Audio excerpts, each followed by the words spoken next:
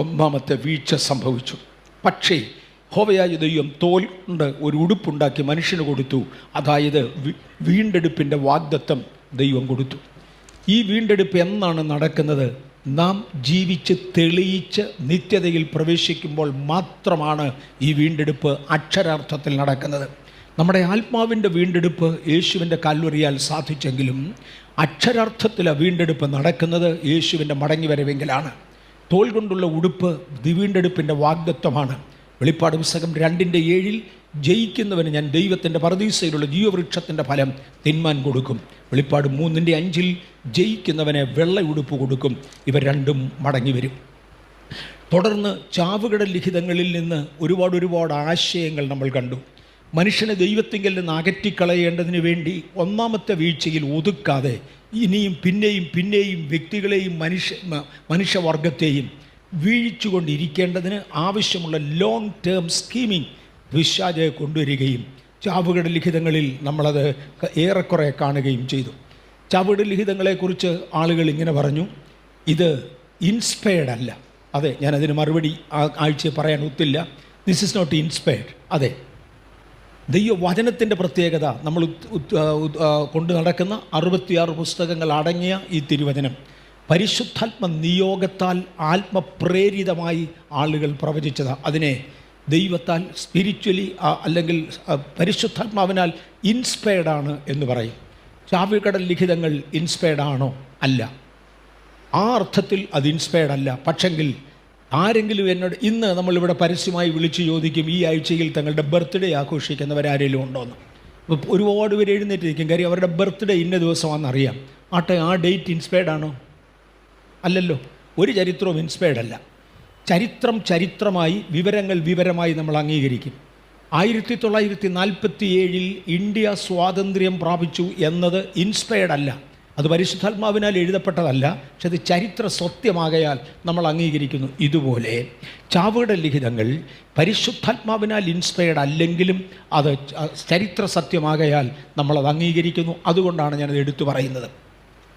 ഇൻസ്പയർഡായ വേദപുസ്തക വാക്യങ്ങൾ മാത്രം കോട്ട് ചെയ്യാനാണെങ്കിൽ പ്രസംഗത്തിൻ്റെ ആവശ്യമില്ല. അതിൻ്റെ തെളിവിന് വേണ്ടിയും മറഞ്ഞിരിക്കുന്ന രഹസ്യങ്ങളിൽ വേണ്ടിയും ഇറങ്ങുവാൻ അനേക തെളിവുകൾ നമ്മൾ എടുക്കാറുണ്ട്. ചാവുകടൽ ലിഖിതങ്ങളിൽ ഇൻസ്പയർഡായ ഭാഗങ്ങളുണ്ട്. ആദാം മുതൽ 7ാമനായ ഹാനൂക്ക് പറയുന്ന വാചകങ്ങൾ, പ്രത്യേകിച്ചും യേശുവിൻ്റെ വരവിനെക്കുറിച്ച് പറയുന്ന വാചകങ്ങൾ ഇൻസ്പയർഡ് ആയിരുന്നതിനാൽ യൂദാ അപ്പോസ്തലൻ അത് എടുത്തു പറയുകയുണ്ടായി.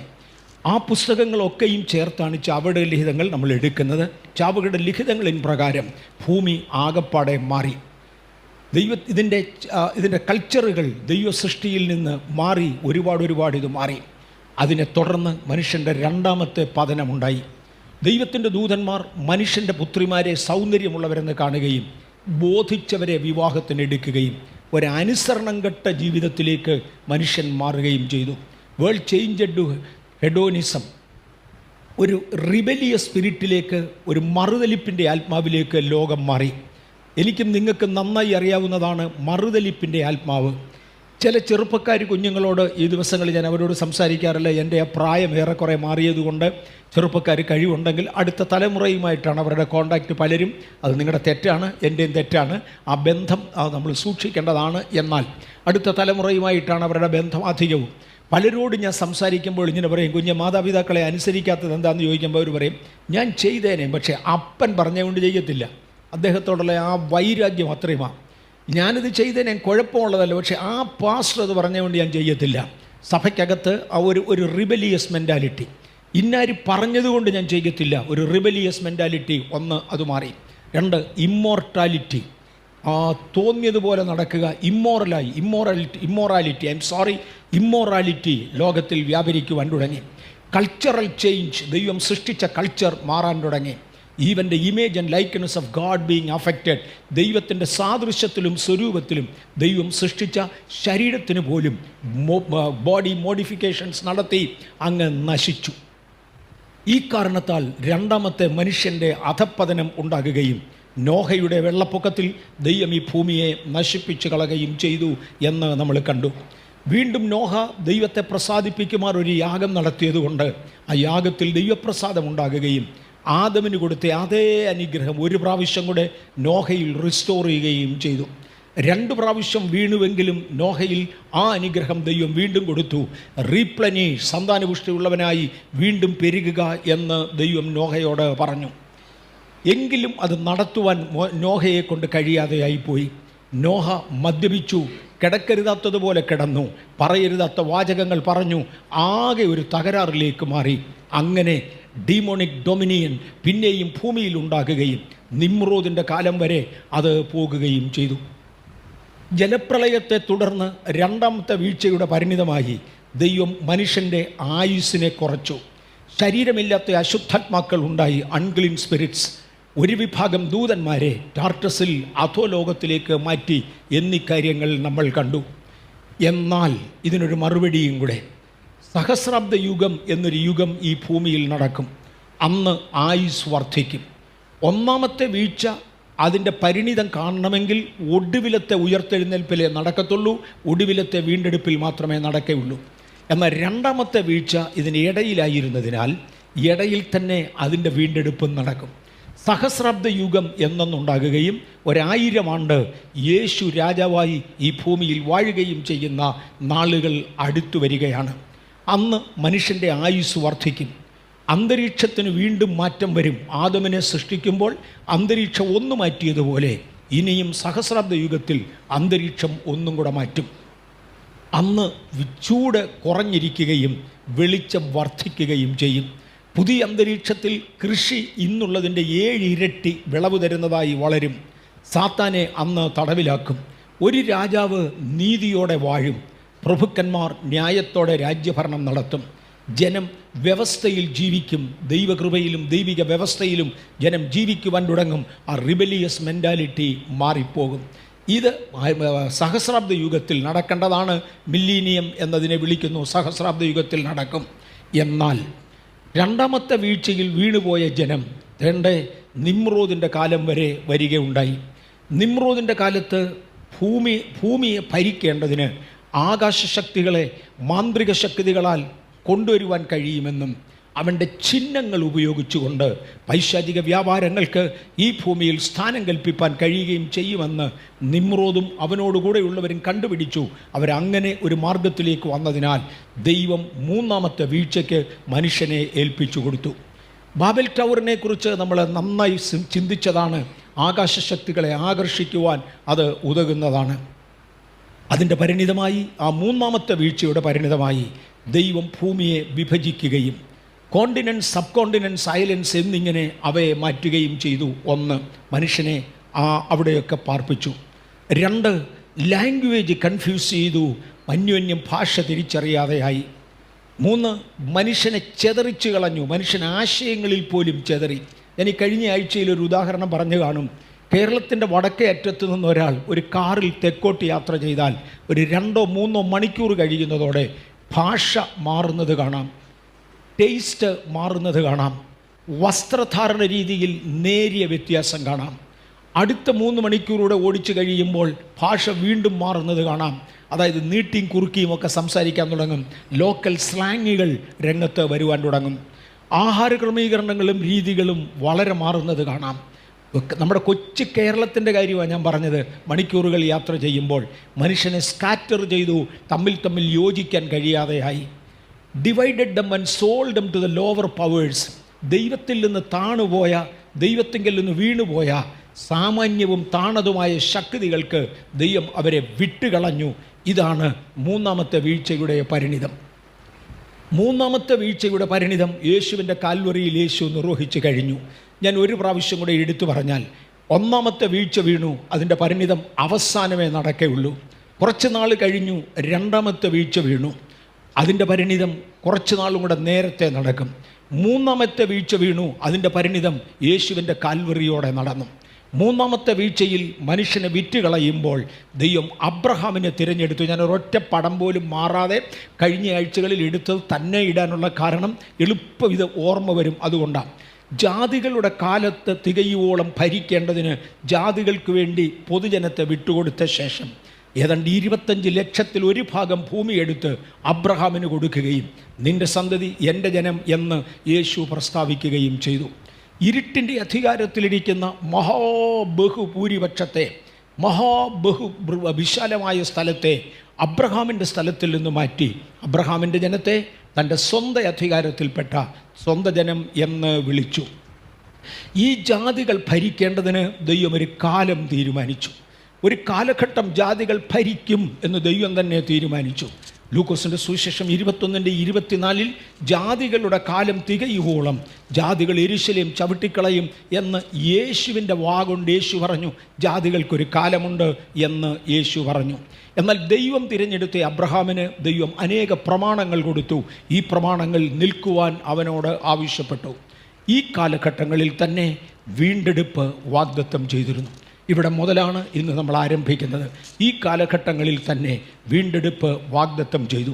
യെശയ്യാവിൻ്റെ പുസ്തകം 52-ാം അധ്യായത്തിൻ്റെ 3-ാമത്തെ വാക്യത്തിൽ യഹോവ ഇപ്രകാരം അരുളി ചെയ്യുന്നു: വില വാങ്ങാതെ നിങ്ങളെ വിറ്റുകളഞ്ഞു, വില കൊടുക്കാതെ വീണ്ടുകൊള്ളും. നിങ്ങളുടെ ഇന്ന് ഒരു വിലയും ഈടാക്കിക്കൊണ്ടല്ല, നിങ്ങൾക്ക് എന്തെങ്കിലും തന്നുകൊണ്ടല്ല നിങ്ങളെ ജാതികൾക്ക് വിറ്റത്. നിങ്ങളുടെ പിതാക്കന്മാർ കാണിച്ചതായ അബദ്ധങ്ങൾക്കും നിങ്ങളുടെ പിതാക്കന്മാർക്ക് വരുത്തി വെച്ചതായ പാപങ്ങൾക്കും തക്കവണ്ണം ഞാൻ നിങ്ങളെ ജാതികൾക്ക് വിറ്റു, വില വാങ്ങാതെ നിങ്ങളെ വിറ്റുകളഞ്ഞു. വില കൊടുക്കാതെ നിങ്ങളെ വീണ്ടുകൊള്ളും. നിങ്ങൾ ഒരു വിലയും അതിന് മുടക്കേണ്ടതില്ല, സൗജന്യമായി നിങ്ങളെ വീണ്ടെടുത്തുകൊള്ളും. യെശയ്യാവ് 52:1-2 വാക്യങ്ങളിൽ സിയോനെ ഉണരുക, ഉണരുക, നിന്റെ ബലം ധരിച്ചുകൊള്ളുക.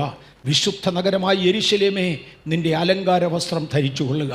നിന്റെ വസ്ത്രധാരണത്തിൽ വ്യത്യാസം വരും, അത് ജാതീയമായിരിക്കയില്ല. നിന്റെ ബലത്തിൽ വ്യത്യാസം വരും, അത് ജാതീയമായിരിക്കയില്ല. എല്ലാത്തിനും വ്യത്യാസം തരുവാൻ ഞാൻ നിന്നെ സൗജന്യമായി വീണ്ടെടുക്കും. അത് എബ്രായ ലേഖനം 3:1 അതുകൊണ്ട് വിശുദ്ധ സഹോദരന്മാരെ, സ്വർഗീയ വിളിക്ക് ഓഹരിക്കാരായുള്ളവരെ, ഇത് യേശുവിൻ്റെ മരണശേഷം പ്രസ്താവിക്കുന്നതാണ്. ആരംഭത്തിങ്കിലെ പ്രസ്താവന യേശുവിൻ്റെ മരണത്തിന് മുന്നമേയുള്ള പ്രവചനമാണ്. എന്നാൽ രണ്ടാമത്തെ പ്രസ്താവന യേശുവിൻ്റെ മരണശേഷമുള്ളതാണ്. അതുകൊണ്ട് വിശുദ്ധ സഹോദരന്മാരെ, സ്വർഗീയ വിളിക്ക് ഓഹരിക്കാരായുള്ളവരെ, ഇന്ന് നിങ്ങൾ അവൻ്റെ ശബ്ദം കേൾക്കുന്നുവെങ്കിൽ നിങ്ങളുടെ ഹൃദയം കഠിനമാക്കരുത്. ഈ ഒരു പദം ഞാനൊന്ന് ഓർമ്മിപ്പിക്കട്ടെ. ഇന്ന് നാം അവൻ്റെ ശബ്ദം കേൾക്കുന്നുവെങ്കിൽ നമ്മുടെ ഹൃദയം കഠിനമാക്കരുത്. പലപ്പോഴും ദൈവികമായ വിളിയുള്ളപ്പോൾ ഇനി അത് കേൾക്കാൻ അങ്ങോട്ട് പോകുന്നേ ഇല്ലെന്ന് പറയുന്ന ആളുകളുണ്ട്. പലപ്പോഴും ദൈവികമായ ശബ്ദം കേൾക്കുമ്പോൾ ഞങ്ങൾക്കിത് വേണ്ട എന്ന് പറയുന്നവരുണ്ട്. എന്നാൽ എബ്രായ ലേഖനം 3-ാം അധ്യായത്തിൽ ഓർമ്മിപ്പിക്കുകയാണ്, ഇന്ന് നിങ്ങൾ അവൻ്റെ ശബ്ദം കേൾക്കുന്നുവെങ്കിൽ നിങ്ങളുടെ ഹൃദയം കഠിനമാക്കരുത്. ഇത് പഴയ നിയമത്തിൻ്റെ ഉപമകൾ എടുത്തുകൊണ്ടാണ് വിശുദ്ധ പൗലോസ് പറയുന്നത്. എന്നാൽ കർത്താവേ, എൻ്റെ ഹൃദയം തുറന്ന് അങ്ങയോട് അടുക്കുവാൻ എനിക്ക് കൃപ തരണമേ എന്ന് നമുക്ക് ദൈവത്തോട് പറയാം. യെശയ്യാവിൻ്റെ പുസ്തകം 45:22-23 എല്ലാ ജാതികൾക്ക് വേണ്ടിയും രക്ഷയെക്കുറിച്ച് വിളിച്ചു പറയുന്നതായി കാണാം. പ്രവചനാത്മാവിൽ സകല ഭൂസീമവാസികളുമായുള്ളവരെ, ഭൂലോകത്തിൻ്റെ എല്ലാ ഭാഗങ്ങളിലേക്കും, എല്ലാ കോണ്ടിനെൻറ്റിലേക്കും, എല്ലാ ഇടങ്ങളിലേക്കും ജാതികളായി മനുഷ്യനെ ചിതറിച്ചു കളഞ്ഞവനായ ദൈവം തിരിച്ചു തൻ്റെ പ്രവാചകന്മാരിലൂടെ വിളിക്കുകയാണ്: സകല ഭൂസീമവാസികളുമായുള്ളവരെ എല്ലാവരും എങ്കിലേക്ക് തിരിഞ്ഞ് രക്ഷപ്പെടുവീൻ. ഞാനല്ലാതെ വേറൊരു ദൈവമില്ലല്ലോ. അനേകത്തിനെ ദൈവമായി കണക്കാക്കുമെങ്കിലും അനേക ശക്തികളെ ദൈവത്തിന് പകരമായി, ഞാൻ കഴിഞ്ഞ ആഴ്ചയിൽ എടുത്തു പറഞ്ഞതുപോലെ, small letter God, small G ഉപയോഗിക്കുന്ന ഗോഡ് എന്ന പദം, ദൈവസന്നിധിയിൽ നിന്ന് വീണുപോയ ദൂതന്മാർ സ്വയം ദൈവങ്ങളായി അഭിനയിക്കുന്ന ആ ദൈവങ്ങളിൽ രക്ഷയില്ല. എന്നാണ് എൻ്റെ മുമ്പിൽ എല്ലാ മുഴങ്കാലും മടങ്ങും. അതുകൊണ്ട് ഞാനല്ലാതെ വേറൊരു ദൈവമില്ലല്ലോ. എന്നാണ് എൻ്റെ മുൻപിൽ എല്ലാ മുഴങ്കാലും മടങ്ങും. ഞാൻ വടക്കിനോട് തരികയെന്നും തെക്കിനോട് തടുത്തു വയ്ക്കരുത് എന്നും കൽപ്പിക്കും എന്ന് 43:6 കാണാം. യെശയ്യാവിൽ വണങ്ങുവാൻ താല്പര്യപ്പെട്ടാൽ, ദൈവസന്നിധിയിൽ വരുവാൻ താല്പര്യപ്പെട്ടാൽ, ഒരു ജാതിക്കും ശക്തിക്കും നിങ്ങളെ പിടിച്ചു നിർത്താൻ കഴിയാതെ ഞാൻ വടക്കിനോടും തെക്കിനോടും തരികയൊന്നും തടുത്തു വയ്ക്കരുത് എന്നും കൽപ്പിച്ചുകൊണ്ട് നിങ്ങളെ ഒരുമിച്ച് ആ നിസ്സാരമായ ചെറുതായ എൻ്റെ പ്രകാശത്തിലേക്ക് കൊണ്ടുവരും എന്ന് കർത്താവ് പറഞ്ഞു. വീണ്ടെടുപ്പിൻ്റെ വാഗ്ദത്തം യുഗങ്ങളിലൂടെ സംഭവിക്കുന്നത് കാണാം. കഴിഞ്ഞ യുഗങ്ങളിലൂടെ വീണ്ടെടുപ്പിൻ്റെ വാഗ്ദത്തം സംഭവിച്ചു. യഹോവ വൈരിയുടെ കയ്യിൽ നിന്ന് വീണ്ടെടുക്കുകയും കിഴക്കും പടിഞ്ഞാറും കടലിലുമുള്ള ദേശങ്ങളിൽ നിന്ന് കൂട്ടിച്ചേർക്കുകയും ചെയ്തവരായ അവൻ്റെ വിമുക്തന്മാർ പാടുവാൻ ഒരു പാട്ട് സങ്കീർത്തനത്തിൽ എഴുതി വെച്ചു. കിഴക്കും പടിഞ്ഞാറും വടക്കും കടലിലും ദ്വീപുകളിലും എല്ലാ ഇടങ്ങളിലും ചെതറിച്ചു കളഞ്ഞെങ്കിൽ എല്ലായിടത്തു നിന്നും വിളിക്കുകയും വിളി കേട്ടവർ ദൈവസന്നിധിയിൽ വരികയും ചെയ്തു.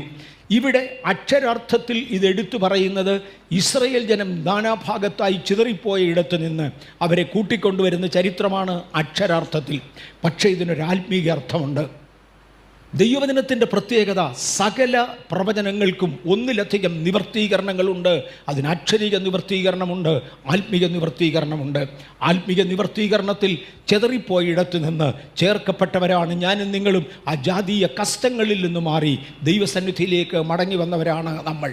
വെൻ ഹിസ് ടൈം കെയിം, ദൈവത്തിൻ്റെ സമയമായപ്പോൾ, കൊലോസ്യ ലേഖനം 1:12-13 വാക്യങ്ങളിൽ വിശുദ്ധന്മാർക്ക് വെളിച്ചത്തിലുള്ള അവകാശത്തിനായി നമ്മെ പ്രാപ്തരാക്കുകയും നമ്മെ ഇരുട്ടിൻ്റെ അധികാരത്തിൽ നിന്ന് വിടുവിച്ച് തൻ്റെ സ്നേഹസ്വരൂപനായ പുത്രൻ്റെ രാജ്യത്തിലാക്കി വയ്ക്കുകയും ചെയ്ത പിതാവിന് മഹത്വം. നമ്മെ ഇരുട്ടിൻ്റെ അധികാരത്തിലേക്ക് വിട്ടിരുന്നു. അന്ന് അവൻ പറയുന്നത് കേട്ടേ തീരൂ. കഴിഞ്ഞ ആഴ്ച ഞാൻ കുരങ്ങിനെ കളിപ്പിച്ച ഉദാഹരണം വരെ സിസ്റ്റർ മേരി ഗോപൂർ പറഞ്ഞത് ആവർത്തിച്ചു. ഇരുട്ടിൻ്റെ അധികാരത്തിലേക്ക് വിൽക്കപ്പെട്ട ജനം, ഇരുട്ട് പറഞ്ഞത് കേൾക്കാതെ നിവർത്തിയില്ല. എന്തുകൊണ്ടത് ചെയ്തു, അതുകൊണ്ട് എന്ത് പ്രയോജനമുണ്ട്, ഒന്നും പറഞ്ഞിട്ട് കാര്യമില്ല. ഇരുട്ടിൻ്റെ അധികാരത്തിലാണ് ഞാൻ, ഇരുട്ട് പറഞ്ഞതുകൊണ്ട് ഞാൻ ചെയ്തതാണ്. അറിയാതെ തന്നെ പൈശാചികമായ വഴികളിൽ, ഇരുട്ടിൻ്റെ വഴികളിൽ നടന്നവരെ ഇരുട്ടിൻ്റെ അധികാരത്തിൽ നിന്ന് വിടുവിച്ചു. എൻ്റെ മേലിൽ ഇരുട്ടിന് അധികാരമില്ല. ആകയാൽ എനിക്ക് സ്വയം ആലോചിക്കുവാനും ചെയ്യുവാനും കഴിയും. എനിക്ക് ആലോചിച്ച് ചെയ്യുവാൻ കഴിയുന്നതിനാൽ ഇരുട്ടിൻ്റെ അധികാരത്തിൽ നിന്ന് എന്നെ വിടുവിച്ചു. ഇന്ന് പകൽ സത്യമായി ദൈവസന്നിധിയിൽ പൂർണ്ണ ഹൃദയത്തോടെ സമർപ്പിക്കപ്പെടുന്ന ദൈവവൈതലേ, ഇരുട്ടിന് നമ്മുടെ മേൽ അധികാരമില്ല. ഇരുട്ടിൻ്റെ അധികാരത്തിൽ നിന്ന് നമ്മെ വിടുവിച്ചു. വിശുദ്ധന്മാർക്ക് വെളിച്ചത്തിലുള്ള അവകാശത്തിനായി നമ്മെ പ്രാപ്തരാക്കുകയും ചെയ്തു. ഇത് പിതാവിൻ്റെ തിരിഹിതമായിരുന്നു. ആകയാൽ പുത്രനെ മരണത്തിനു വേണ്ടി ഏൽപ്പിച്ചു കൊടുത്തു. യേശുവിൻ്റെ മരണത്തോടടുക്കുന്ന സമയത്ത് യേശു തന്നെ ഗെഥസമനയിൽ പ്രാർത്ഥിക്കുന്ന വാചകങ്ങളിൽ ഒന്നാണ്, പിതാവേ, കഴിയുമെങ്കിൽ ഈ പാനപാത്രം എങ്കിൽ നിന്ന് മാറിപ്പോകണമേ. പിതാവിൻ്റെ മറുപടി, മാറിപ്പോകത്തില്ല, നീ ഈ കപ്പ് കുടിച്ചേ പറ്റൂ, ഈ പാനപാത്രം പാനം ചെയ്തേ മതിയാകൂ, കാരണം അത് എൻ്റെ ഹിതമാണ്, ജനത്തെ കർത്താവിന് വേണ്ടി വീണ്ടെടുക്കേണ്ടതിന്. നമ്മെ വിശുദ്ധന്മാർക്ക് വെളിച്ചത്തിലുള്ള അവകാശത്തിനായി പ്രാപ്തരാക്കുകയും ചെയ്ത പിതാവിന് മഹത്വം. പിതാവാണത് ചെയ്തത്.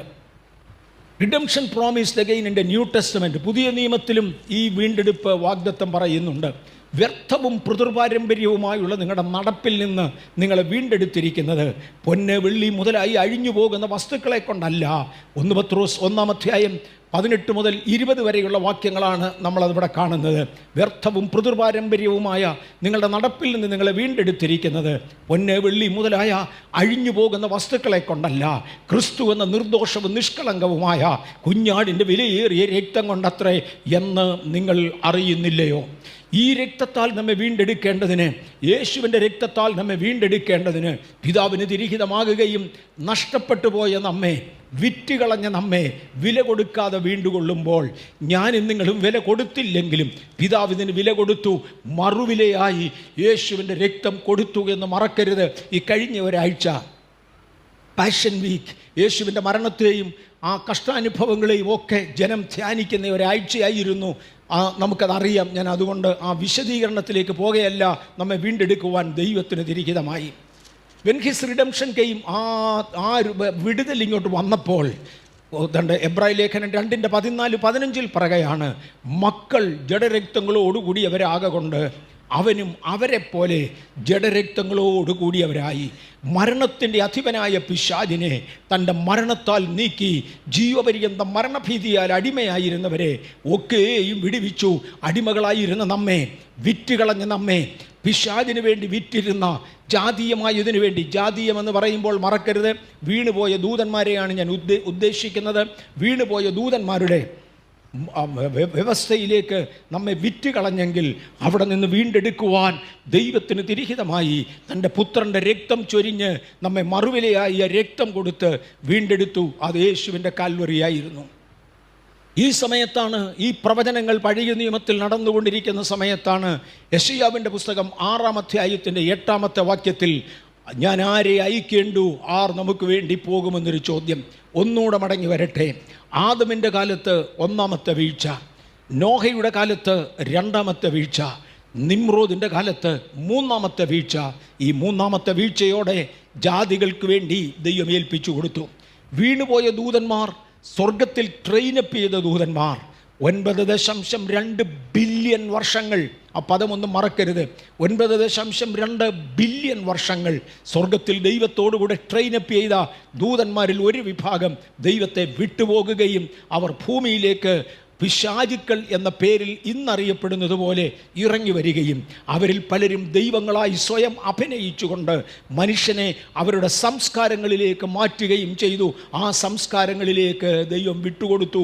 നിങ്ങൾ എൻ്റേതല്ല, നിങ്ങൾക്ക് പോയി എന്തും ചെയ്യാം, പക്ഷേ ഞാൻ എൻ്റേതാക്കി നിർത്തേണ്ടതിന് പണ്ടൊരിക്കൽ ആദമിനെ തിരഞ്ഞെടുത്തതുപോലെ, പിന്നൊരിക്കൽ നോഹയെ തിരഞ്ഞെടുത്തതുപോലെ ഇന്ന് അബ്രഹാമിനെ തിരഞ്ഞെടുക്കുകയാണ്. അബ്രഹാമിനെ തിരഞ്ഞെടുത്തു. അബ്രഹാമിനോട് പറഞ്ഞു, നിന്റെ സന്തതിക്ക് ഞാൻ ഈ ദേശം കൊടുക്കും, അവിടെ നീ എൻ്റെ പ്രമാണം പാലിക്കണം. ആ കാലഘട്ടങ്ങളിൽ കർത്താവ് വിളിച്ചു പറയുകയാണ്, ഞാൻ ജനത്തെ മുഴുവനും വീണ്ടെടുക്കും, ഞാൻ ജനത്തെ മുഴുവനും വീണ്ടെടുക്കും. എവിടെയെല്ലാം ഞാൻ ചിതറിച്ചു കളഞ്ഞോ വില കൊടുക്കാതെ ഞാൻ അവരെ വീണ്ടുകൊള്ളും. എനിക്കവരോട് കരുണ തോന്നുന്നു, എനിക്കെൻ്റെ ജനത്തോട് സഹതാപം തോന്നുന്നു, ഞാൻ എൻ്റെ ജനത്തെ വീണ്ടെടുക്കും.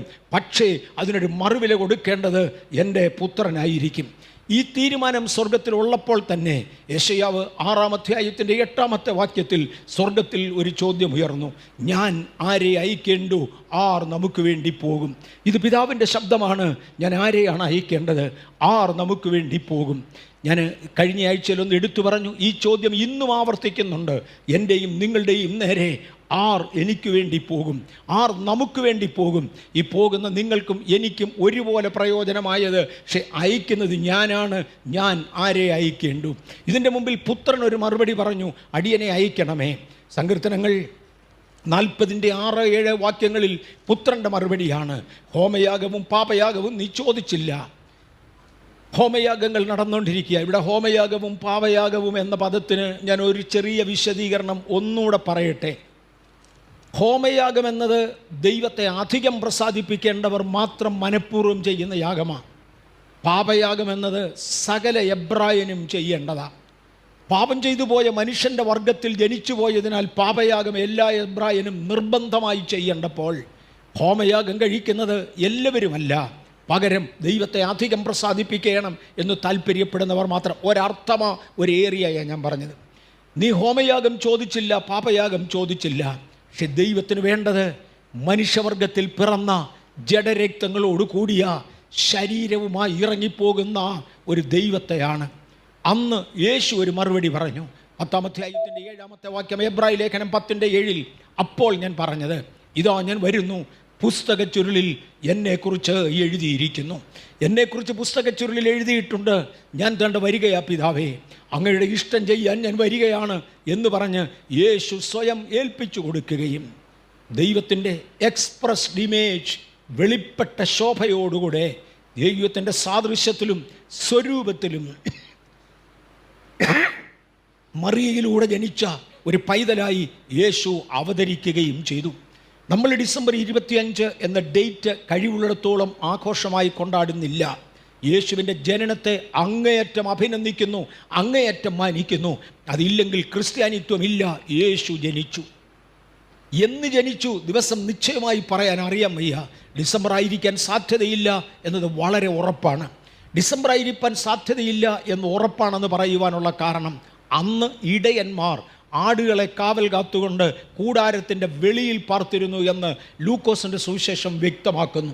യെരുശലേമിൽ തണുപ്പ് കാലത്ത് കൂടാരത്തിൻ്റെ അകത്തും ചൂടുകാലത്ത് കൂടാരത്തിൻ്റെ വെളിയിലുമാണ് പാർത്തിരുന്നത്. ഒന്നുകൂടെ പറയാം, ചൂടുകാലത്ത് കൂടാരത്തിൻ്റെ വെളിയിലാണ് ആടുകളെ കാവൽ കാക്കുന്ന ഇടയന്മാർ പാർത്തിരുന്നത്. ഇടയന്മാർ വെളിയിൽ പാർക്കുന്ന കാലത്താണ് യേശുവിൻ്റെ ജനനമെന്ന് ഉറപ്പായി. എങ്ങനെയൊക്കെയോ, അതെങ്ങനെയാണെന്ന് ഞാൻ ഇന്ന് പറയാൻ ആഗ്രഹിക്കുന്നില്ല. എങ്ങനെയൊക്കെയോ ഡിസംബർ 25 എന്ന് മാത്രം പറയാം. ആളുകളങ്ങ് ഫിക്സ് ചെയ്തു. ഓൾ റൈറ്റ്, ആ ദിവസത്തിൽ വിശ്വാസമില്ലെങ്കിലും ആ ഇൻസിഡൻറ്റിൽ ഭയങ്കര വിശ്വാസമാണ്. സ്വർഗത്തിൻ്റെ മഹത്വം വെടിഞ്ഞുകൊണ്ട് താണലോകത്തിൽ പാപയാഗമായി തീരേണ്ടതിന് നീ ഒരു ശരീരമാണ് ചോദിച്ചത്, ഞാൻ തേണ്ട വരുന്നുവെന്ന് പറഞ്ഞ് ജഡശരീരം, ജഡവേഷത്തിൽ വെളിപ്പെട്ടവനായ ദൈവപുത്രൻ. യെശയ്യാവിൻ്റെ പുസ്തകം 7-ാം അധ്യായം 14-15 വാക്യങ്ങളിൽ, അതുകൊണ്ട് കർത്താവ് തന്നെ നിങ്ങൾക്കൊരടയാളം തരും, കന്യക ഗർഭിണിയായി ഒരു മകനെ പ്രസവിക്കും, അവൻ ഇമ്മാനുവേൽ എന്ന് പേർ വിളിക്കും. തിന്മ തള്ളി നന്മ തിരഞ്ഞെടുക്കാൻ പ്രായമാകും വരെ അവൻ തൈരും തേനും കൊണ്ട് ഉപജീവിക്കും. തൈരും തേനും കൊണ്ട് ഉപജീവിക്കും. വേറൊരു ഭാഷയിൽ അമ്മയ്ക്ക് കുഞ്ഞിന് കൊടുക്കാൻ പാലുണ്ടായിരിക്കുകയില്ല. എന്തുകൊണ്ട്? ഇത് കന്യക ഗർഭിണിയായി ഉണ്ടാകുന്ന പൈതല മനുഷ്യബന്ധത്തിലുള്ളതല്ല. മനുഷ്യനാവശ്യമായ ബോഡി ഡെവലപ്മെൻറ്റ്സ്, ഒരമ്മയ്ക്ക് ആവശ്യമായ ബോഡി ഡെവലപ്മെൻറ്റ്സ് നടന്നെങ്കിൽ മാത്രമേ കുഞ്ഞിന് കൊടുക്കാൻ പാല് കാണത്തുള്ളൂ. ഇതല്ല. വചനം ജഡമായി അമ്മയിലൂടെ ഉരുത്തിരിഞ്ഞതിനാൽ അമ്മയുടെ ശരീരത്തിൽ നിന്ന് ഒന്നും എടുക്കാതെ ദൈവത്തിൻ്റെ വചനം അങ്ങനെ വന്നതിനാൽ, ഞാൻ അനേക പ്രാവശ്യങ്ങളിൽ എടുത്തു പറഞ്ഞിട്ടുണ്ട്. ഒരു പാട്ടുകാരൻ എഴുതിയത്, കുപ്പി ഛേദം വരാ സൂര്യൻ കടക്കുന്നത് പോലെ തൽപരൻ്റെ ഉത്ഭവം കാണവേണം. ഒരു കണ്ണാടി ചില്ലിന് കേടുവരുത്താതെ കണ്ണാടി ചില്ലിൻ്റെ അകത്തൂടെ സൂര്യരശ്മി മറുവശത്ത് കടക്കുന്നത് പോലെ മറിയയിൽ നിന്ന് ഒന്നും എടുക്കാതെ വചനം ജഡമായി ഉരുത്തിരിഞ്ഞ് മറിയയിലൂടെ പുറത്തു വന്നു. മറിയയുടെ ശരീരത്തിന്, കന്യകത്വത്തിന് കേടുവരുന്നിട്ടില്ല. ആ കാരണത്താൽ കുഞ്ഞിന് കൊടുക്കുവാൻ അമ്മയ്ക്ക് പാലില്ല. തിന്മതള്ളിൽ നന്മ തിരഞ്ഞെടുക്കാൻ പ്രായമാകുന്നത് വരെ, വേറൊരു ഭാഷയിൽ മുലകുടി മാറുന്ന പ്രായം വരെ തൻ്റെ പൈതൽ തൈരും തേനും കൊണ്ട് ഉപജീവനം കഴിക്കും എന്ന് തിരുവചനം വ്യക്തമായി പറയുന്നുണ്ട്. എങ്ങനെയായിരുന്നു ആ സംഭവം നടന്നത്? ദ പ്രൊഫസീസ് ഓൺ ക്രൈസ്റ്റ്, ക്രിസ്തുവിൻ്റെ മേൽ നടന്ന ആ ദൈവിക പദ്ധതി. ലൂക്കോസിൻ്റെ സുവിശേഷം 1:35 അതിന് ദൂതൻ, പരിശുദ്ധാത്മാവ് നിൻ്റെ മേൽ വരും, അത്യുന്നതൻ്റെ ശക്തി നിൻ്റെ മേൽ നിഴലിടും, ആകയാൽ ഉത്ഭവിക്കുന്ന വിശുദ്ധ പ്രജ ദൈവപുത്രൻ എന്ന് വിളിക്കപ്പെടും. മനുഷ്യപുത്രൻ എന്നല്ല വിളിക്കപ്പെടുന്നത്, യേശു സ്വയം മനുഷ്യപുത്രൻ എന്ന് പരിചയപ്പെടുത്തി. കാരണം ഞാൻ ഒത്തിരി കാര്യങ്ങൾ അതിനെക്കുറിച്ച് എടുത്തു പറയാം. ഞാൻ ദൈവമാണ്, എന്നെ ആരാധിക്കാൻ യേശു പറഞ്ഞിട്ടുണ്ടോ എന്നൊരു ചോദ്യമുണ്ട്. എനിക്ക് തോന്നുന്നത് ഒരു രാജാവ് പോലും ഞാൻ രാജാവാണ്, എൻ്റെ മുമ്പിൽ മുട്ടുകുത്തണമെന്ന് ആരോടും പറഞ്ഞിട്ടില്ല. അത് പറയാൻ വേറെ ആൾ രാജ്യത്തുണ്ട്. എനിക്ക് തോന്നുന്നത് നിങ്ങൾക്ക് നന്നായി മനസ്സിലാകും. കാര്യപ്രാപ്തിയിലുള്ള ആരും ഞാൻ വലിയവനാണെന്ന് പറയാറില്ല. വല്ലപ്പോഴും മീറ്റിങ്ങിന് നന്നായി ആൾക്കൂട്ടമുണ്ടായി, അല്ലെങ്കിൽ ഒരു ആത്മീയ അന്തരീക്ഷം ഉണ്ടായി എന്ന് പറയുമ്പോൾ എൻ്റെ ഭാര്യ എന്നോട് പറയാറുണ്ട്, നമ്മളല്ല പറയേണ്ടത്, കേട്ടവർ പറയട്ടെ. നമ്മുടെ വാഗൊണ്ടല്ലത് പറയേണ്ടത്. കാര്യം അതൊരു അഹങ്കാരത്തിൻ്റെ ഭാവമായി മാറും.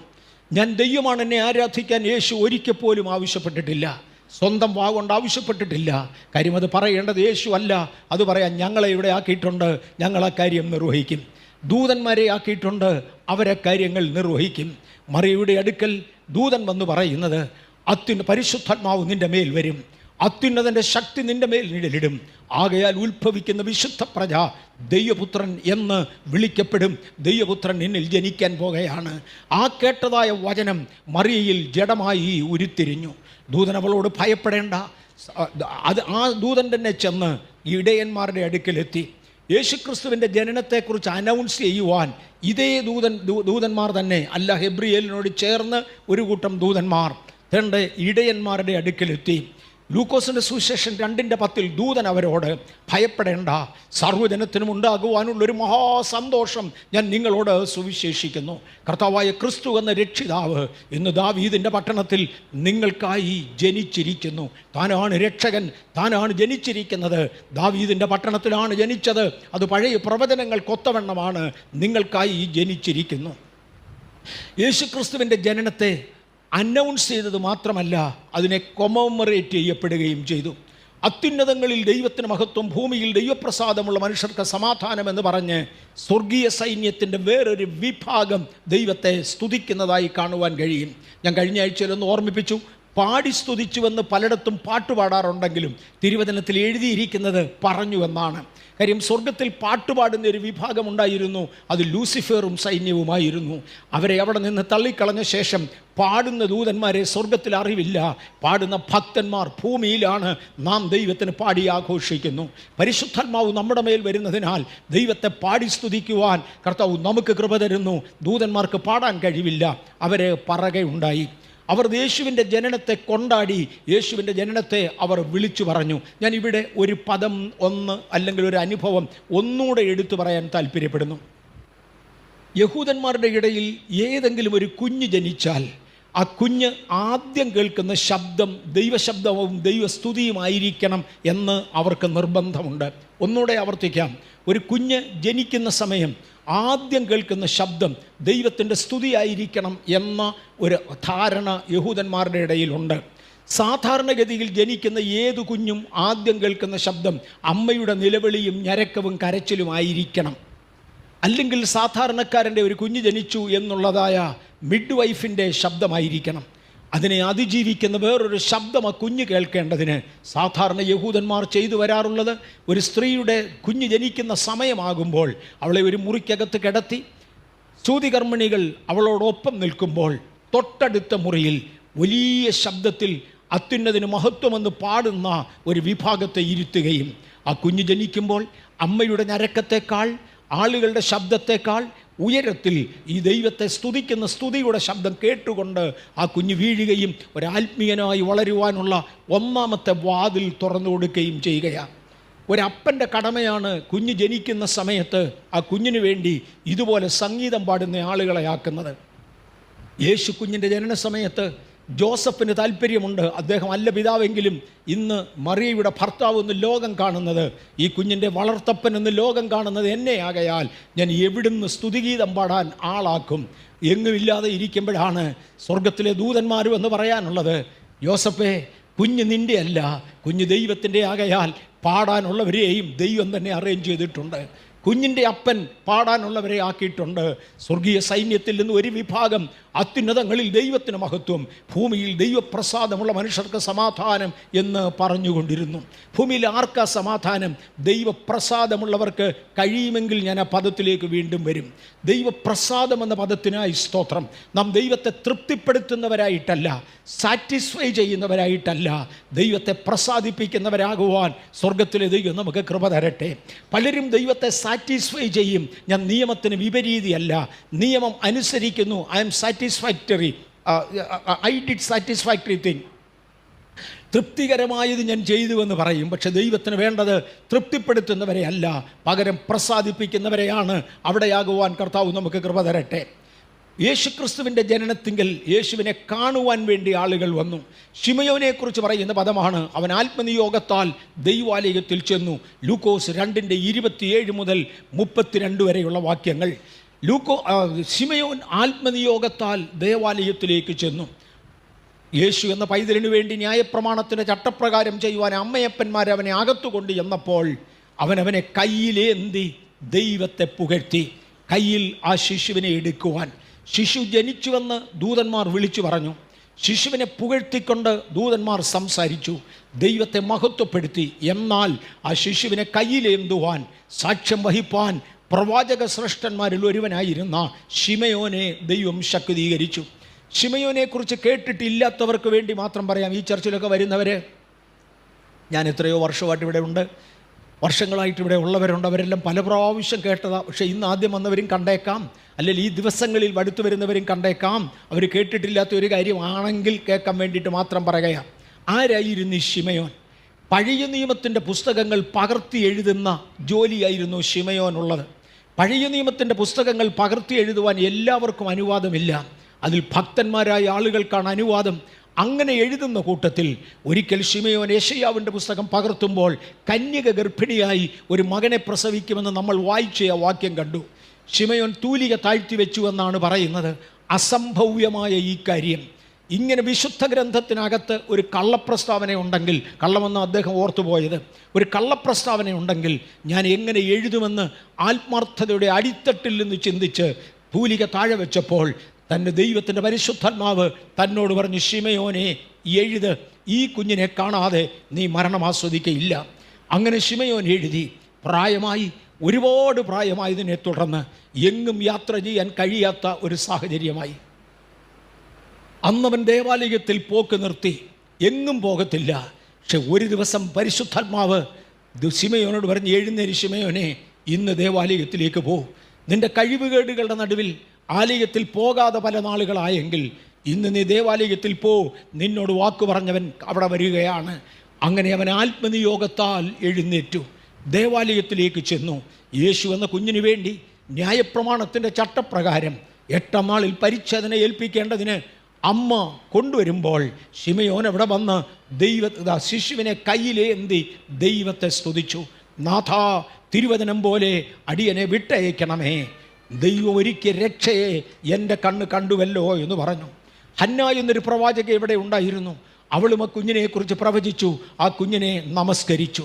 ഈ യേശു സമയമായപ്പോൾ എൻ്റെ പ്രിയപുത്രനെന്ന സ്വർഗീയ സാക്ഷ്യം കേൾക്കേണ്ടതിന് വെള്ളത്തിൽ സ്നാനമേറ്റത് നമുക്ക് കാണാം. തുടർന്ന് യേശു പറയുന്നൊരു പ്രസ്താവനയാണ്, മർക്കോസിൻ്റെ സുവിശേഷം 14 വാക്യങ്ങളിൽ, എന്നാൽ യോഹന്നാൻ തടവിലായ ശേഷം യേശു ഗലീലയിൽ ചെന്നു ദൈവരാജ്യത്തിൻ്റെ സുവിശേഷം പ്രസംഗിച്ചു. ആ പ്രസംഗിച്ച വാചകം എന്തായിരുന്നു? കാലം തികഞ്ഞു, ദൈവരാജ്യം സമീപിച്ചിരിക്കുന്നു, മാനസാന്തരപ്പെട്ട് സുവിശേഷത്തിൽ വിശ്വസിപ്പീൻ എന്ന് പറഞ്ഞു. കാലം തികഞ്ഞു. ഏത് കാലം? ന്യായപ്രമാണത്തിൻ്റെ കാലം. ദ സീസൺസ് ഓഫ് ലോ അതങ്ങ് കഴിഞ്ഞു. ആ കാലം തികഞ്ഞു. ദൈവരാജ്യത്തിൻ്റെ സീസണായി. ദൈവരാജ്യം സമീപിച്ചിരിക്കുന്നു, ആകയാൽ മാനസാന്തരപ്പെടുക എന്ന് പറഞ്ഞ് ജനത്തോട് യേശു പ്രസംഗിച്ചു. ഇതേ സീസണെക്കുറിച്ച്, സീസൺസ് ഓഫ് റിഫ്രഷ്മെൻറ്റ്, ആശ്വാസകാലങ്ങളെക്കുറിച്ച് അപ്പോസ്തല പ്രവൃത്തികളുടെ പുസ്തകം 3-ാം അധ്യായത്തിൻ്റെ 19-20 വാക്യങ്ങളിൽ കാണാം. ആകയാൽ നിങ്ങളുടെ പാപങ്ങൾ മാഞ്ഞു കിട്ടേണ്ടതിന് മാനസാന്തരപ്പെട്ട് തിരിഞ്ഞുകൊള്ളുവീൻ.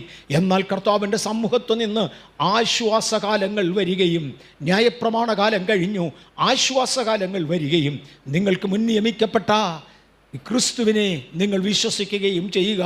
ഇത് ഗോസ്പൽ സീസണായി മാറി. പണ്ടൊരു സീസൺ ഉണ്ടായിരുന്നു, the law of the season of the law.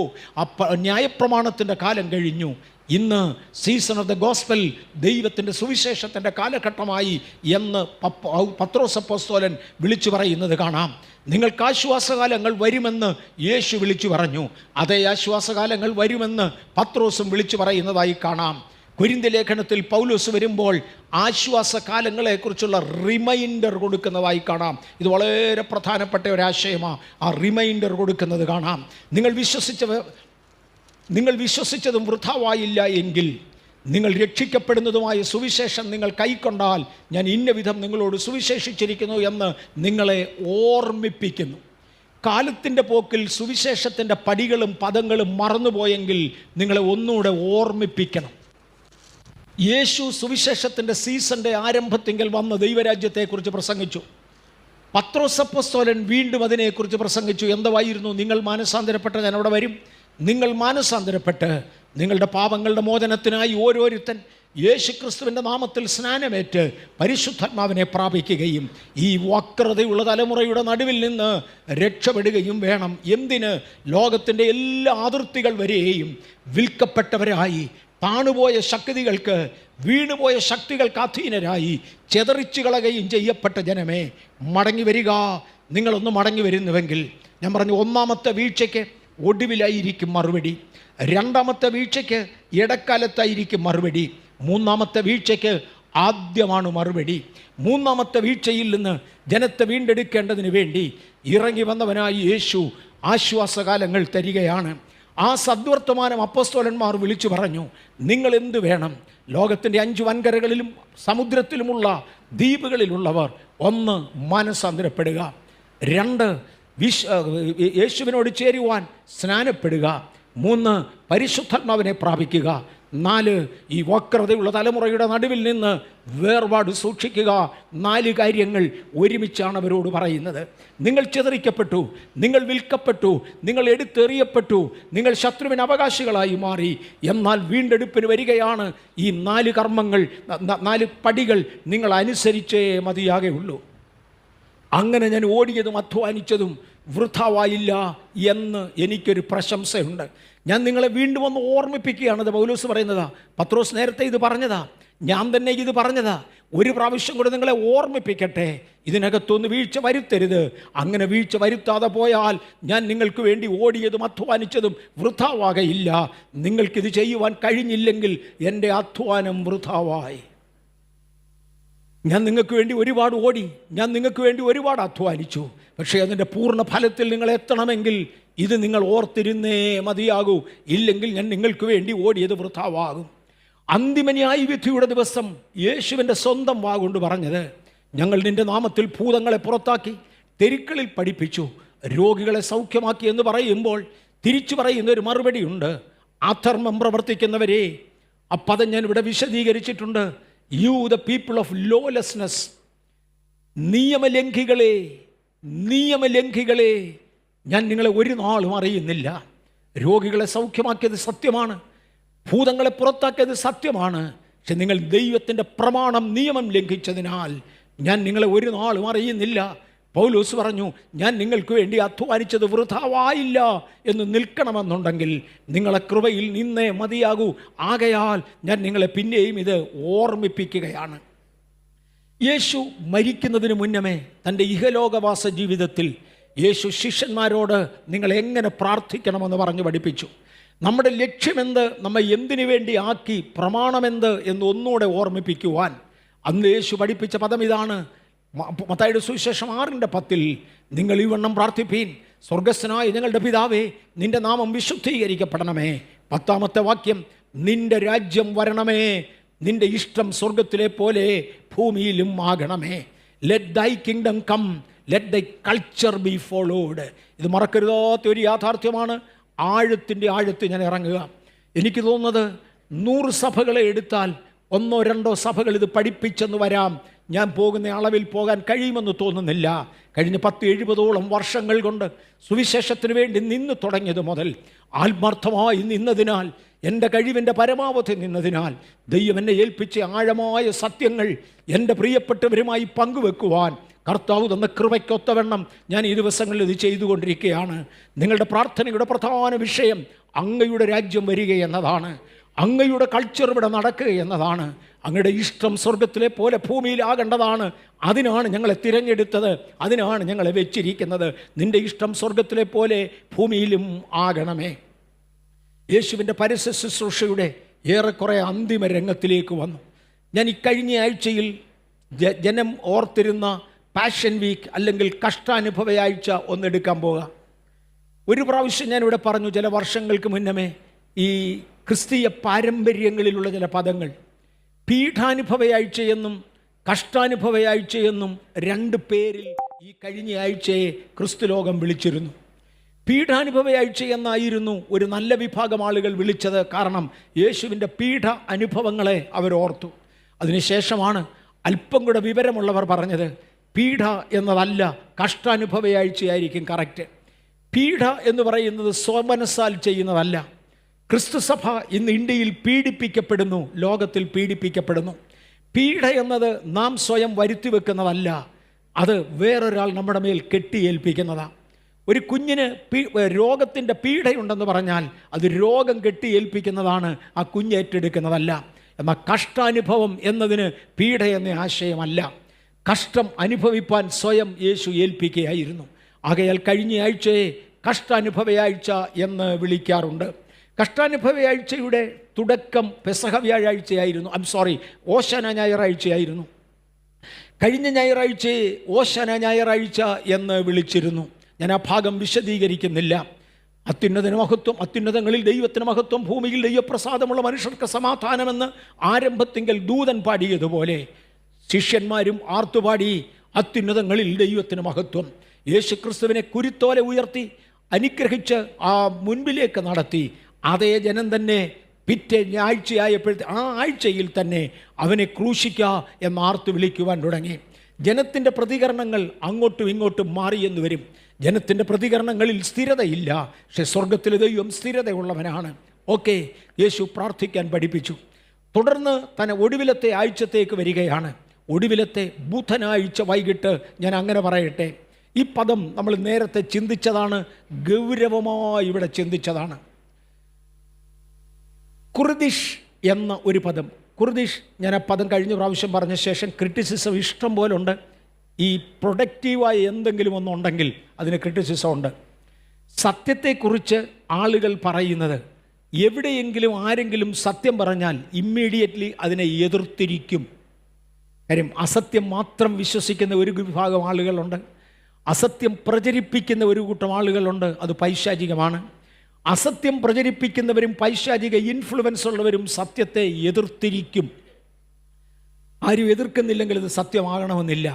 എതിർത്തത് കൊണ്ടതെങ്ങും പോകത്തുമില്ല. കുറച്ച് നാൾ കഴിയുമ്പോൾ അതിനോടുള്ള വിരോധം ആളുകൾക്ക് കുറഞ്ഞു തുടങ്ങും. പിന്നെ പറയും ശരിയായിരുന്നില്ല, സത്യമായിരുന്നു എന്ന് പറയും. സത്യം ഒരിക്കലും മറഞ്ഞിരിക്കയില്ല. കഴിഞ്ഞ പ്രാവശ്യം ഞാനിത് പറഞ്ഞപ്പോൾ കുർദിഷ് എന്ന പദത്തെക്കുറിച്ച് അങ്ങും ഇങ്ങുമൊക്കെ തർക്കമുണ്ടായിരുന്നു. കുർദിഷ് എന്നത് പല അർത്ഥത്തിൽ ഉപയോഗിക്കാറുണ്ട്. ഇറാനിലെ ജനതതി സംസാരിച്ചു വരുന്ന ഭാഷയെ കുർദിഷ് ഭാഷയെന്നാണ് വിളിക്കുന്നത്. ഇറാനികളുടെ സമ്പ്രദായത്തെ കുർദിഷ് എന്ന പദം കൊണ്ട് എടുത്തു പറയാറുണ്ട്. എന്നാൽ യഹൂദന്മാരുടെ ഇടയിൽ ചെറിയ പ്രാർത്ഥന, പ്രത്യേകിച്ചും വീഞ്ഞിനെ അനുഗ്രഹിച്ചുകൊണ്ടുള്ള ചെറിയ പ്രാർത്ഥനയെ കുർദിഷ് എന്ന് വിളിച്ചിരുന്നു. ഞാൻ ആ വാക്കിലൂടെ ഇറങ്ങുക. ചെറിയ പ്രാർത്ഥനകൾ, പ്രത്യേകിച്ചും വീഞ്ഞിനെ അനുഗ്രഹിച്ചുകൊണ്ടുള്ള ചെറിയ പ്രാർത്ഥനയെ കുർദിഷ് എന്ന് വിളിച്ചിരുന്നു. യഹൂദന്മാരുടെ ഇടയിൽ പെസഹ ആചരിക്കുന്നതിന് പകരമായി വേറൊരു ദിവസം ആ പെസഹ നടത്തിയാൽ ആ പെസഹയെയും കുർദിഷ് എന്ന് വിളിച്ചിരുന്നു. ഞാൻ വാക്യങ്ങൾ എടുത്ത് വായിക്കുന്നില്ല.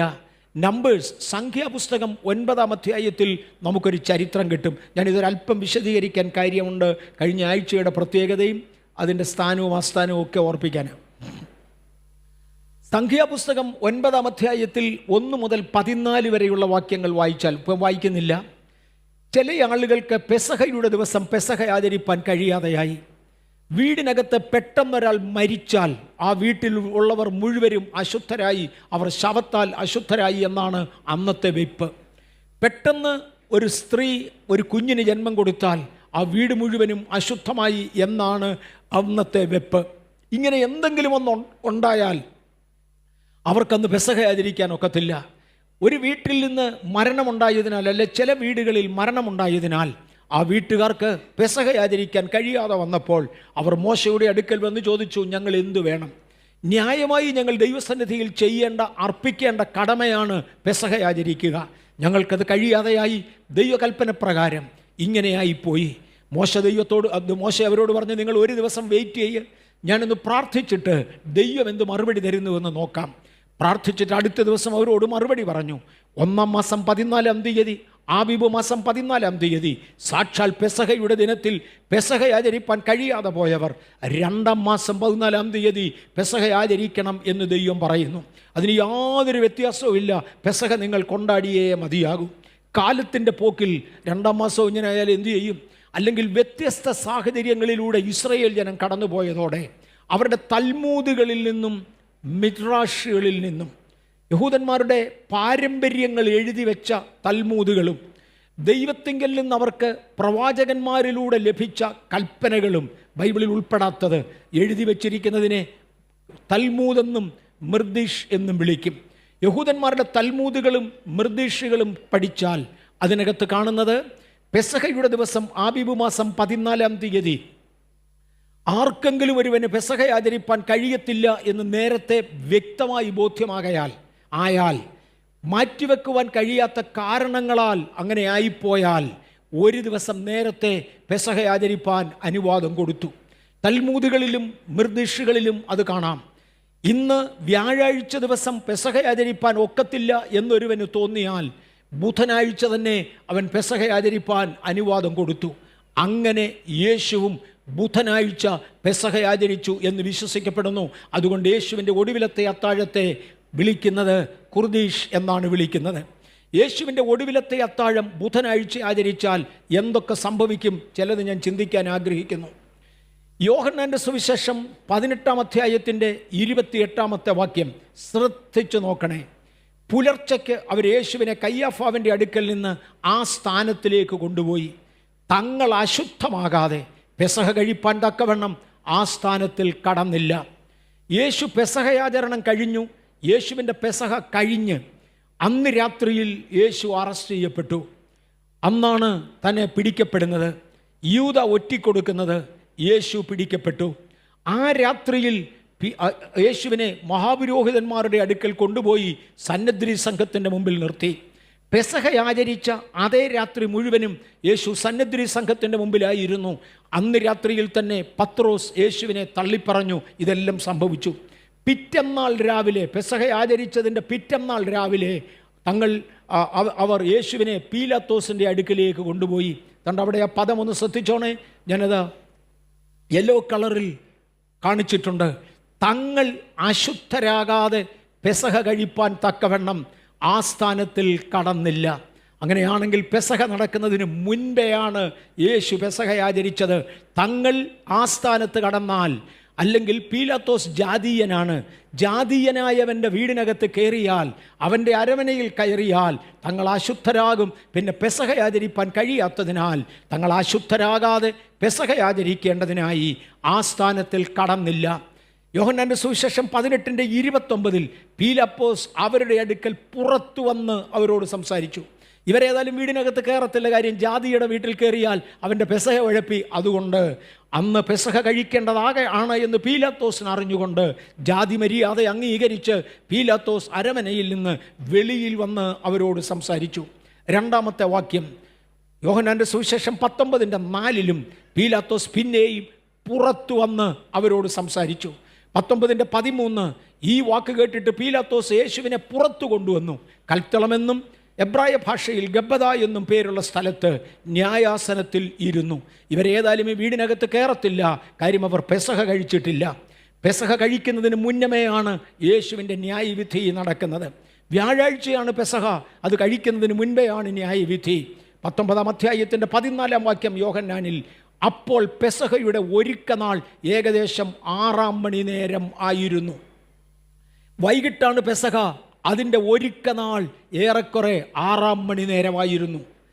പെസഹയുടെ ഒരുക്കനാൾ, അത് ആ കംപ്ലീറ്റ് ഡേ ഒരുക്കനാളാണ്.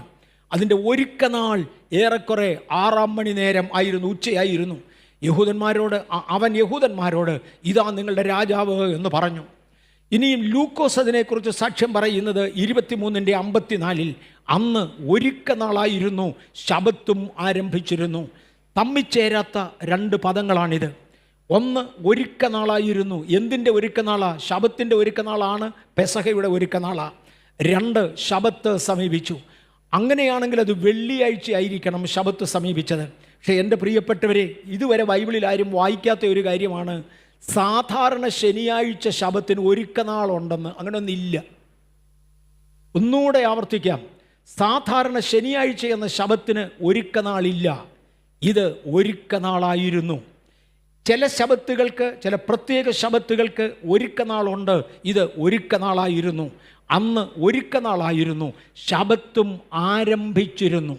സഭായോഗം കൂടുന്ന ഏറെക്കുറെ അങ്ങ് വൈകിട്ട് 6 മണിയാകുന്ന ആ സമയമായി. അപ്പോഴത്തേക്കാണ് യേശുവിനെ ക്രൂശിക്കാൻ കൊണ്ടുപോകുന്നത്. അല്ല, ഒരുക്കനാളായി ശബത്ത് അങ്ങോട്ട് ആരംഭിക്കാൻ തുടങ്ങുകയാണ്. അതിനു മുന്നമേ യേശുവിനെ കുരിശിക്കണം. ഏതാണ് ഒരുക്കനാളുള്ള ശബത്ത്? ഒരുക്കനാളുകൾ ലേവ്യ പുസ്തകം 23:4-5 വാക്യം. സാധാരണ ശബത്തുകൾക്കപ്പുറത്ത് ഒരു വർഷത്തിൽ ചില സന്ദർഭങ്ങളിൽ യഹൂദന് പ്രത്യേക ശബത്താചരണങ്ങൾ നടക്കും. അതിൽ ഒന്നാമത്തേതാണ് പെസഹായുടെ ശബത്ത്. 23-ാം അധ്യായത്തിൻ്റെ 4-5 വാക്യങ്ങളിൽ അതത് കാലത്ത് വിശുദ്ധ സഭായോഗം വിളിച്ചു കൂട്ടുന്ന യഹോവയുടെ ഉത്സവങ്ങൾ ആവിത്. അത് ശനിയാഴ്ച അല്ല, ശനിയാഴ്ച ആകണമെന്നില്ല, ആകാം, ആയിക്കൂടുന്നില്ല.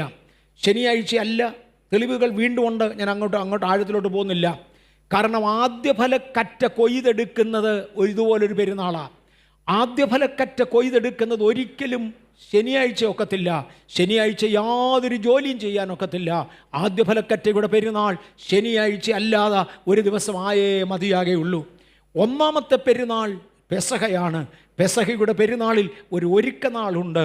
ആ ഒരുക്കനാളാണ് ആരംഭിച്ചത്. അതത് കാലത്ത് വിശുദ്ധ സഭായോഗം വിളിച്ചു കൂട്ടുന്ന യഹോവയുടെ ഉത്സവങ്ങളാവിത്.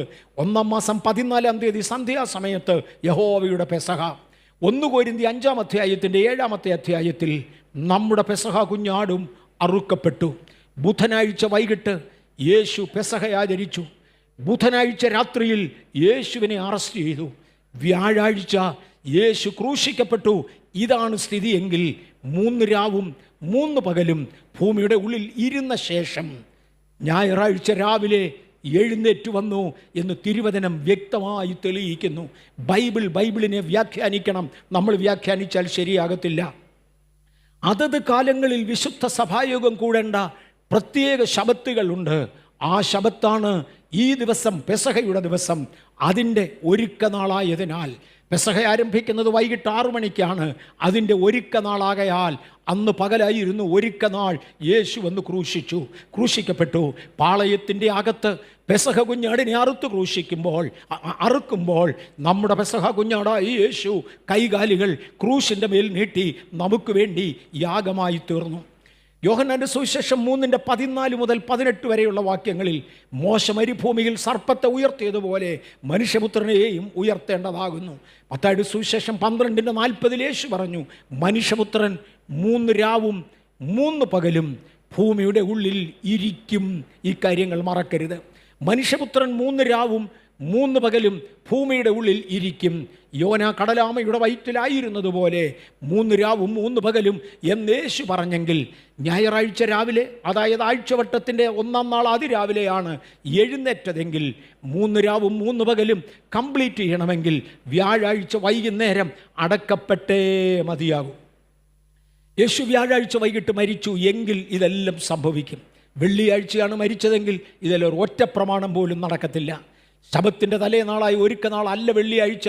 കാര്യം സാധാരണ ശബത്ത് ശനിയാഴ്ചയാണ്. അതിനൊരു ഒരുക്കനാളില്ല.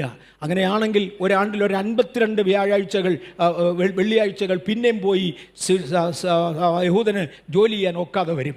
നോ, സാധാരണ ശബത്തിനല്ല ഒരുക്കനാളുള്ളത്. മനുഷ്യപുത്രൻ 3 രാവും 3 പകലും ഭൂമിയുടെ ഉള്ളിൽ ഇരുന്ന ശേഷം ഞായറാഴ്ച രാവിലെ ഉയർത്തെഴുന്നേറ്റു. ഇന്ന് ഉയർപ്പിനെ കൊണ്ടാടുന്ന ദിവസമാണ്. ഞാൻ ഇത്രയും വിശദമായി ഇതൊന്നുകൂടി എടുത്തു പറഞ്ഞു. ഇനിയും ഈ ക്രൂശീകരണം കൊണ്ട് സാധിച്ചതെന്ത്? ഈ ക്രൂശീകരണം കൊണ്ട് സാധിച്ചത് ജാതികളുടെ പൂർണ്ണ സംഖ്യ ചേരുകയാണ്. സ്വർഗത്തിലെ ദൈവത്തിനൊരു തീരുമാനമുണ്ട്. ഇത്ര ലക്ഷം ജനങ്ങൾ കർത്താവിന് വേണ്ടി ചേരും. ആ കൂട്ടത്തിൽ ഒന്നാണ് ഞാൻ. ഇന്നേക്കൊരു 77 വർഷം മുമ്പേ യേശു വന്നിരുന്നെങ്കിൽ ഞാൻ ആ കൂട്ടത്തിൽ കാണത്തില്ലായിരുന്നു. കഴിഞ്ഞ വർഷം യേശു വന്നിരുന്നെങ്കിൽ നമ്മിൽ ചിലർ കാണത്തില്ലായിരുന്നു. ഒരു 10 വർഷങ്ങൾക്ക് മുമ്പേ വന്നിരുന്നെങ്കിൽ വേറെ ചിലരൂടെ കാണത്തില്ലായിരുന്നു. നമ്മെ കൂടെ നിത്യതയിൽ ചേർക്കുവാൻ, ജാതികളുടെ പൂർണ്ണ സംഖ്യ ചേരുവാൻ ചിതറിക്കപ്പെട്ട ജനം, ജാതികളുടെ നടുവിലേക്ക് എടുത്തെറിഞ്ഞവർ, ജാതീയ പാരമ്പര്യങ്ങളിലേക്ക് പോയവർ, ജാതീയ കൾച്ചറിലേക്ക് പോയവർ, യേശുവിൻ്റെ കാൽവറി മുഖേന വിളിച്ചു പറഞ്ഞ സദ്വർത്തമാനത്തിൽ മടങ്ങി വന്നവരായ ജനം തങ്ങളെ തന്നെ വിശുദ്ധീകരിച്ച് ദൈവസന്നിധിയിൽ ഒരാത്മയുദ്ധത്തിന് വേണ്ടി തയ്യാറാകുമെങ്കിൽ നമുക്കൊരു മടങ്ങിവരവുണ്ട്. നമുക്കൊരു ദൈവകൃപ നമ്മുടെ മേലുണ്ട്. സ്വർഗത്തിലെ ദൈവം നമുക്ക് കൃപ തരട്ടെ. നമുക്ക് ദൈവസന്നിധിയിലായിരിക്കുവാൻ കഴിയും. ജാതികളുടെ സംഖ്യ പൂർണ്ണ സംഖ്യ ചേരുവോളം. ജാതികൾക്കൊരു കാലമുണ്ട്, ദൈവം തീരുമാനിച്ചതാണ്. ആ കാലത്ത് തന്നെ ഈ പൂർണ്ണ സംഖ്യയും ഉണ്ടാകും. നമ്മുടെ ഇന്നത്തെ സമയം ഇവിടെ ആയതുകൊണ്ട് ഞാൻ ഈ സബ്ജക്റ്റ് ഇവിടെ നിർത്തുകയാണ്. കർത്താവായ യേശു ക്രിസ്തുവിൻ്റെ മടങ്ങി വരവെങ്കിൽ നാം ഒരുമിച്ച് നിത്യതയിൽ യേശുവിനെ എതിരേൽക്കേണ്ടതിനായി ഒരുങ്ങുവാൻ, ഒരാത്മയുദ്ധത്തിലൂടെ പോകുവാൻ ഞാൻ കർത്താവിൻ്റെ കൃപയിൽ ഓർമ്മിപ്പിക്കുന്നു. പരിശുദ്ധാത്മാവ് സഭയുടെ മേൽ ഇറങ്ങി വന്നതോടെ പല ഭാഷകൾ സംസാരിച്ചിരുന്നവർ അന്യഭാഷ തിരിച്ചറിയുവാൻ തുടങ്ങി.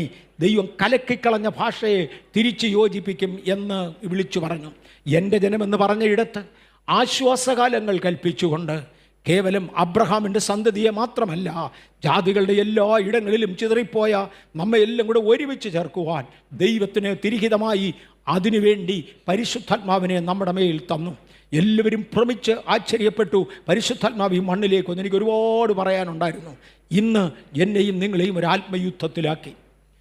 പടചേർത്തവനെ പ്രസാദിപ്പിക്കേണ്ടതിന്, മുമ്പേ ഞാൻ പറഞ്ഞിരുന്ന പ്രസാദിപ്പിക്കുന്ന പദം, പടചേർത്തവനെ പ്രസാദിപ്പിക്കേണ്ടതിന് പടയാളികൾ ഉപജീവന കാര്യങ്ങളിൽ ഇടപെടാതെ ദൈവത്തിന് പടചേർത്തവന് വേണ്ടി നിൽക്കുന്നത് പോലെ ആത്മാവിൻ്റെ സജ്ജീകരണങ്ങളോടുകൂടെ, ആത്മാവിൻ്റെ ആയുധങ്ങളോടുകൂടെ ദൈവത്തെ പ്രസാദിപ്പിക്കുന്നവരാകുവാൻ സ്വർഗത്തിലെ ദൈവം നമുക്ക് കൃപ തരട്ടെ. I am not going to satisfy God, just സാറ്റിസ്ഫാക്ഷനിലല്ല. I want to please him. ദൈവത്തെ പ്രസാദിപ്പിക്കുവാൻ, തൻ്റെ പൂർണ്ണഹിതത്തിന് പൂർണ്ണമായി ഏൽപ്പിക്കുവാൻ നമുക്കൊന്ന് ഏൽപ്പിച്ചു കൊടുക്കാം. നമ്മുടെ നടുവിൽ ഒരു വലിയ ചേഞ്ച് നടക്കും. ഔവായ ഉപായത്താൽ ചതിച്ചതുപോലെ അനേക ഉപായത്തിൻ്റെ ചതിവുകളുണ്ട്, ഉപദേശത്തിൻ്റെ പെശകുകളുണ്ട്. ഇതിനകത്ത് വീണു പോകാതെ ദൈവസന്നിധിയിൽ നിൽക്കുമെങ്കിൽ ഒടുവിൽ നാം ഒരുമിച്ച് യേശുവിനോടുകൂടെ യേശുവിനെ എതിരേൽക്കുവാൻ മധ്യാകാശത്തിൽ ഉണ്ടായിരിക്കും എന്ന് ഓർപ്പിച്ചുകൊണ്ട് ഞാനിത് നിർത്തട്ടെ. നാം പരാജയപ്പെടരുത്. ഒന്നാമത്തെ വീഴ്ചയ്ക്ക് ഒടുവിൽ വീണ്ടെടുപ്പ് നടക്കും. രണ്ടാമത്തെ വീഴ്ചയ്ക്ക് സഹസ്രാബ്ദ വാഴ്ചയുടെ വീണ്ടെടുപ്പ് നടക്കും. മൂന്നാമത്തെ വീഴ്ചയുടെ വീണ്ടെടുപ്പ് നടന്നുകൊണ്ടിരിക്കുകയാണ്. നമ്മുടെ ഭാഗം നമുക്ക് നിർവഹിക്കാം. ദൈവമാം കർത്താവ് നമ്മെ സഹായിക്കട്ടെ. ഞങ്ങളുടെ കർത്താവും ഞങ്ങളുടെ ദൈവവുമേ, ഇന്ന് ഞങ്ങളുടെ ജനത്തെ ഞാൻ ദൈവകരങ്ങളിൽ തരികയാണ്.